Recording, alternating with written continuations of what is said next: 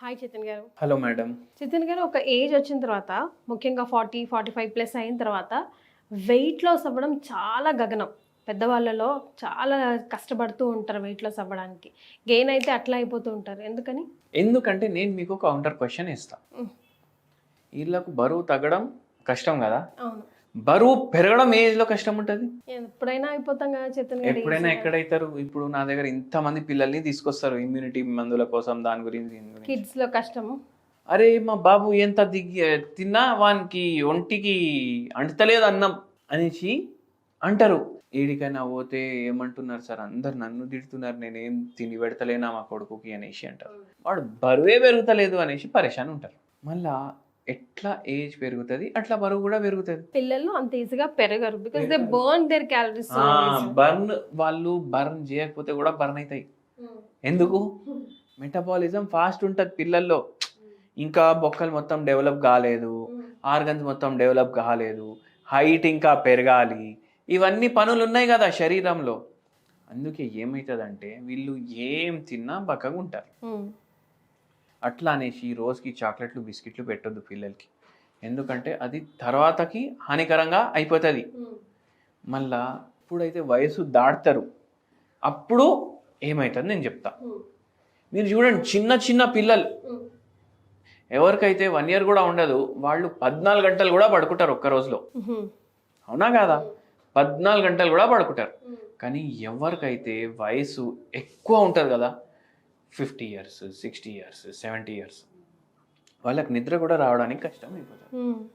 నిద్ర అయితే ఎప్పుడు సరిగా ఉండదు కదా, అప్పుడు బరువు పెరిగే ఛాన్సెస్ కూడా పెరుగుతాయి. మళ్ళీ సెకండ్ ఏంటంటే, ఎప్పుడైతే మనం టైంకి తినం కదా అప్పుడు కూడా బరువు పెరిగే ఛాన్స్ ఎక్కువ అయిపోతుంది. ఇప్పుడు మీరు చూడండి, ఆఫీస్కి పోతారు అందరు, 50 years ఉన్న వాళ్ళు కూడా ఆఫీస్కి అయితే పోతారు కదా. లేదు సార్ ఇవాళ లంచ్ లేట్ అయిపోయింది, కస్టమర్లు బాగా ఎక్కువ ఉండే, 2-3 గంటలు లేట్ తిన్నా, బ్రేక్ఫాస్ట్ ఇక 9కి తిన్నా, లంచ్ 4కి తిన్నా, మళ్ళీ ఇంకో రోజు ఏమో 2:30కి తింటారు, ఇంకో రోజు 12:30కి తింటారు. అయితే ఏమైపోతుంది అంటే ఎట్లా పని పెరుగుతుంది కదా లైఫ్లో, అట్లా బరువు కూడా పెరుగుతుంది. నేను ఫిజికల్ పని గురించి అంటలేను, మనం అందరూ సెడెంటరీ లైఫ్ స్టైల్ కదా బాయ్, ఆఫీస్లో కూర్చొని కంప్యూటర్ల ముంగట ల్యాప్టాప్ల ముంగట పని చేయడం, దాంట్లో ఏమో ఇటువంటి ప్రాబ్లమ్స్ అవుతున్నాయి. మళ్ళీ ఇంకోటి వెరీ ఇంపార్టెంట్ రీజన్ ఏంటంటే, ఎట్లా అయితే వయసు పెరుగుతుంది కదా అట్లా రోగాలు కూడా పెరుగుతాయి. మరి అవునా కదా? చిన్న పిల్లలకి ఏం రోగాలు వస్తాయి? జలుబు, దగ్గు, జ్వరము, లూజ్ మోషన్లు, ఇన్ఫెక్షన్. నెలకు ఒకసారి కూడా వచ్చేటోళ్ళు పిల్లలు మస్తు మంది ఉంటారు. ఎట్లా మనం పెద్దగా అవుతాం అట్లా ఇన్ఫెక్షన్లు మనకు తగ్గుతాయి. మీరు చూడండి, మనకంత జలుబు దగ్గు వస్తుందా? రాదు. ఎందుకు రాదు? ఎందుకంటే మనం ఆ బ్యాక్టీరియాలకు, వైరస్లకు ఇమ్యూన్ అయిపోయినాం మనం. కానీ ఎట్లయితే ఏజ్ పెరుగుతుంది, బీపీలు, షుగర్లు, థైరాయిడ్లు, పీరియడ్ ప్రాబ్లమ్స్, మళ్ళీ దాని తర్వాత ఎండోమెట్రియోసిస్ లాంటి ప్రాబ్లమ్స్, ఇవన్నీ క్రానిక్ రోగాలు ఎక్కువ అయిపోతాయి బాడీలో. క్రానిక్ రోగాలు ఎక్కువైతే దానివల్ల ఆ రోగాల వల్ల కూడా ఎన్నోసార్లు బరువులు పెరగడం. సరే, రోగాల వల్ల పెరుగుతున్నారు. ఒక్కొక్కసారి ఏమవుతుంది, ఒక అస్తమా పేషెంట్ ఉండే మన దగ్గర, అస్తమాకి ట్రీట్మెంట్ గురించి వచ్చిర్రు, బరువు కూడా ఎక్కువ ఉంది, 30 years నుంచి అస్తమా ఉంది. అయితే 30 ఏళ్ల నుంచి స్టెరాయిడ్లు వాడుతున్నారు. ఓ మై గాష్, సివియర్ ఉండే కదా. అయితే మనం మందులు ఇవ్వడం స్టార్ట్ చేసినాము, మెల్లమెల్లగా స్టెరాయిడ్ డోస్ తగ్గించడం స్టార్ట్ చేసినాం.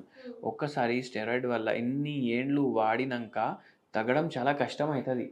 ఆ పేషెంట్కి అస్తమా తగ్గింది, బరువు కూడా తగ్గింది. అమ్మా, ఎన్ని ఇయర్స్ టైం పట్టింది? ఆ పేషెంట్కి ఆల్మోస్ట్ మనం 25 kgs తగ్గించినాము, కానీ 2 years పడ్డది. ఓకే.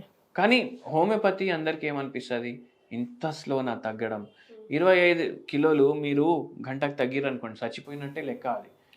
అయితే ఎప్పుడైనా ఏదైనా పని అవుతుంది అంటే అది దానికి ఒక లెక్క ఉంటుంది.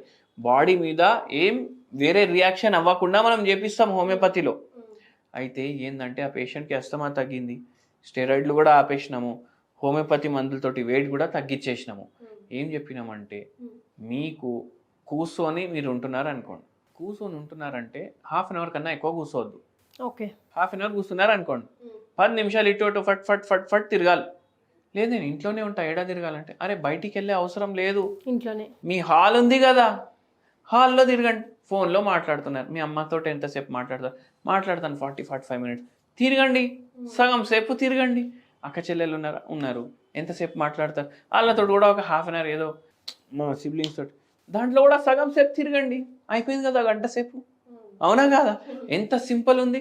మనం ఏం చేస్తాం, అరే ఏం చేస్తున్నా ఇట్లా పెట్టుకొని ఏదో కూరలు కోసుకుంటా, లేదంటే ఇంకా వేరే పని చేసుకుంటా, అవి చేసుకుంటా చేస్తాం. అరే వాకింగ్ చేసుకుంటాం, లేదంటే సోఫా మీద మంచిగా పడుకుంటాం.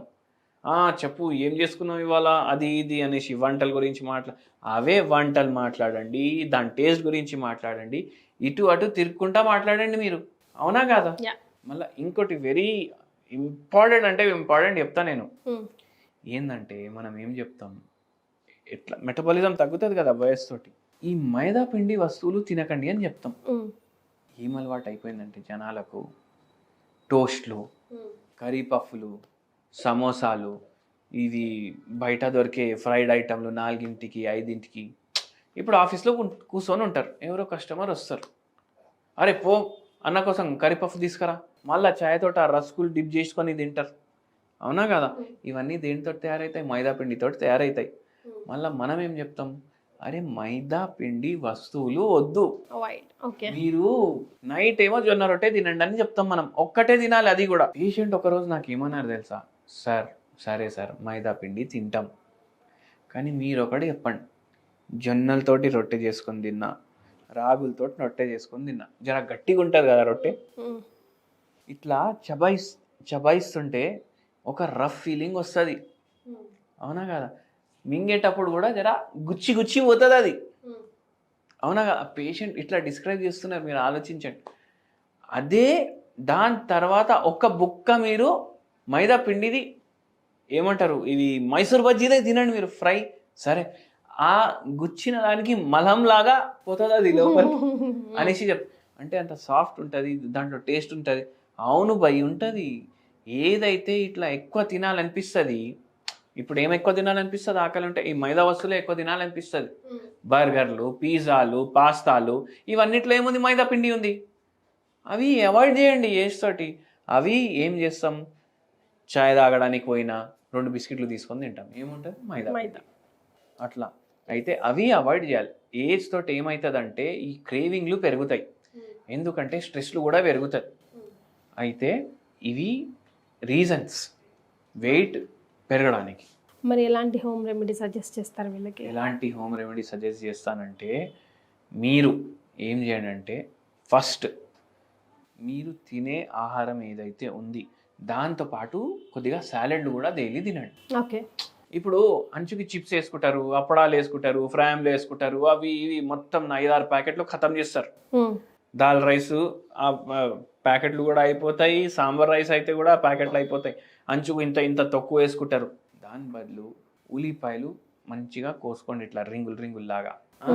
దాని మీద కొద్దిగా మీరు మంచిగా మిరియాల పౌడర్ వేయండి, అది తినండి అంచుకి. అది తింటే మీకు దాని టేస్ట్ కూడా తెలుస్తుంది, దాని విలువ కూడా తెలుస్తుంది, గ్లైసిమిక్ ఇండెక్స్ కూడా పెరగదు, అండ్ డైజెషన్కి కూడా ఈజీ అవుతుంది. దాంట్లో ఫైబర్ కంటెంట్ కూడా ఉంటుంది, సల్ఫర్ ఉంటుంది, మళ్ళా మినరల్స్ ఉంటాయి, పొటాషియం ఉంటుంది, మళ్ళీ దాని తర్వాత ఫాస్ఫరస్ ఉంటుంది, జింక్ ఉంటుంది. ఇన్ని బెనిఫిట్స్ ఉంటాయి దాంట్లో. ఉల్లిగడ్డ ఒకరోజు తినారండి, ఇంకో రోజు కీరా తినండి. అవునా కాదా? ఓకే. అయితే అట్లా రెగ్యులర్లీ మారుస్తుండండి. మీకు అప్పుడు అసలు తిండిది రియల్ అవగాహన తెలుస్తుంది మీకు. అప్పుడు టేస్ట్ కూడా మంచిగా ఉంటుంది. అండ్ సరే దీంతో పాటు హెల్తీ ఇంట్లో తినండి, ఈ మైదా వస్తువులు అయితే తినకండి బై. బిస్కెట్ కూడా చూడడానికి 5 రూపాయలకి ఉంటుంది, కానీ 5 కోట్ల నుక్సానం చేస్తుంది మీ శరీరానికి. అయితే అది చేయకుండా చూసుకోండి. Thank you so much Chaitanya గారు.